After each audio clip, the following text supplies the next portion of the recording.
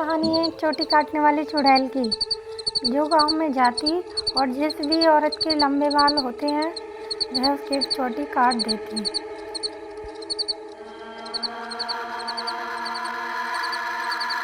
रोज की तरह आज रात भी चुड़ैल चोटी काटने के लिए अपने जंगल से बाहर गांव में जाती है। वहीं एक घर में एक लंबी चोटी वाली औरत सो रही होती है। चुड़ैल जाती है और उसके बाल काट लेती है।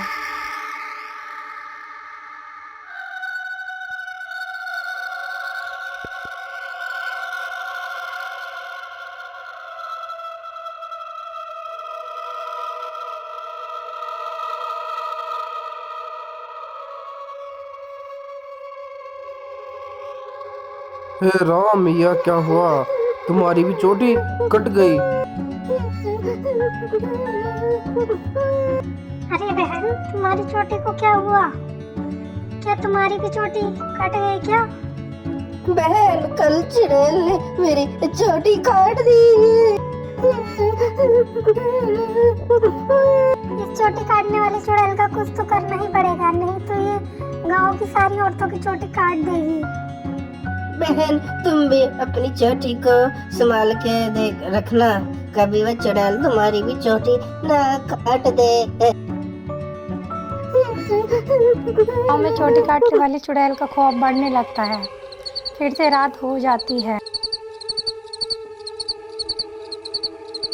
चुड़ैल फिर एक लंबे बालों वाली औरत की चोटी काटने लगती है।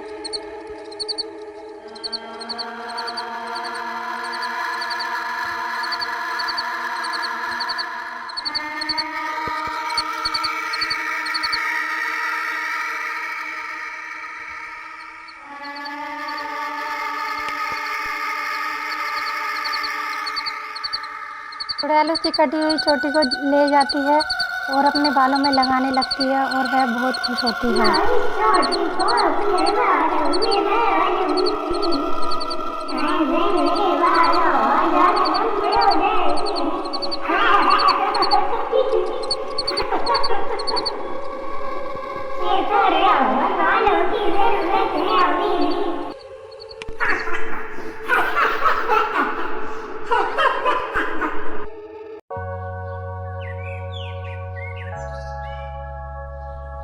बहन, तुम्हारी चोटी कहाँ गई?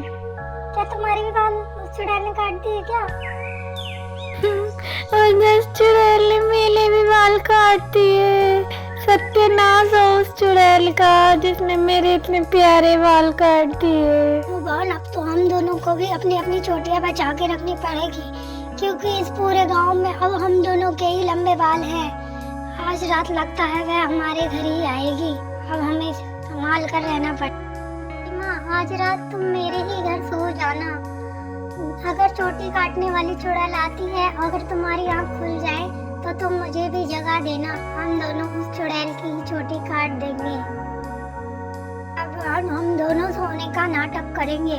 जैसे ही चुड़ैल आएगी हम उसकी चोटी पकड़ के काट देंगे। हम चाकू को अपने तकिए के नीचे ही रखकर सोएंगे।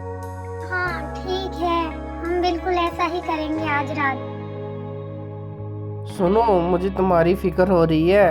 वो गांव में चोटी काटने वाली भूतनी फिरती रहती है, अपनी चोटी को संभाल के रखना।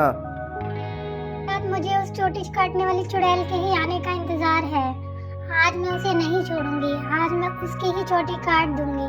तुम्हें इस काम में मेरी मदद करनी पड़ेगी। तुम यहीं छुप जाना। आज रात सोना नहीं है तुमको भी। और मैं और सीमा मिलकर आज उसकी चोटी काटेंगे। इस गांव में बस हम दोनों ही लंबे बाल वाली औरत बची हैं। वह हमारे ही घर आएगी आज। होने लगता है वह चोटी काटने वाली चुड़ैल उन दोनों के घर में भी आ जाती है। वो दोनों सोने का नाटक करती हैं और जब चुड़ैल आती है तो वो दोनों उठ जाती हैं और चुड़ैल की ही चोटी काट देती हैं।